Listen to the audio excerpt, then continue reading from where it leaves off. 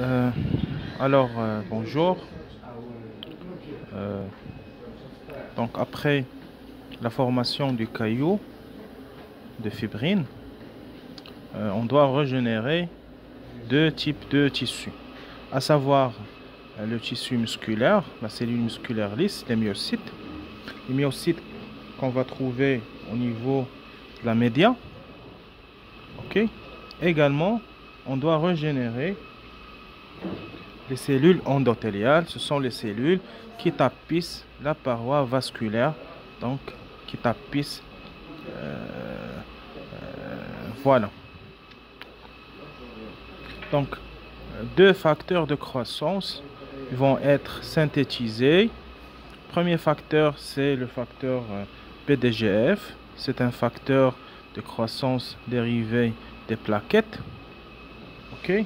GF, c'est Growth Factor. C'est un facteur qui a un récepteur normalement à activité enzymatique. J'ai mis des vidéos pour les récepteurs. Il faut revoir ces vidéos. Donc, c'est un récepteur à activité enzymatique. Et ce type de récepteur qui va fixer ce facteur de croissance, ça va stimuler l'expression de gènes. Souvent, ce type de facteur ou bien de récepteur, ça donne comme effet biologique l'expression génétique. OK? Donc ici, les gènes qui vont être activés, ce sont les gènes de division cellulaire. Donc c'est une action mitogène. On va voir un effet de mitose. Donc on va voir une division des myocytes, cellules musculaires lisses, de la tunique de la média. Voilà, on va avoir une division cellulaire activée par le récepteur du facteur de croissance PDGF. Ce facteur qui dérive des plaquettes, bien sûr, bien des thrombocytes. Également, on doit régénérer les cellules qui tapissent la lumière. Donc la paroi vasculaire, la cellule endothéliale. Donc on doit régénérer l'endothélium puisqu'il y avait une brèche. Donc après la formation du caillot de fibrine, il y aura une cicatrisation et régénération des cellules.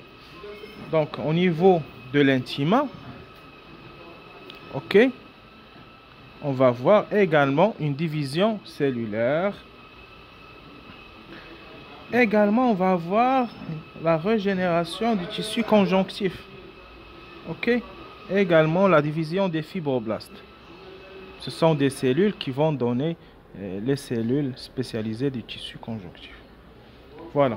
Donc deux facteurs majeurs, c'est le facteur PDGF et le facteur VEGF. Donc le facteur VEGF, c'est pour stimuler la division des cellules endothéliales.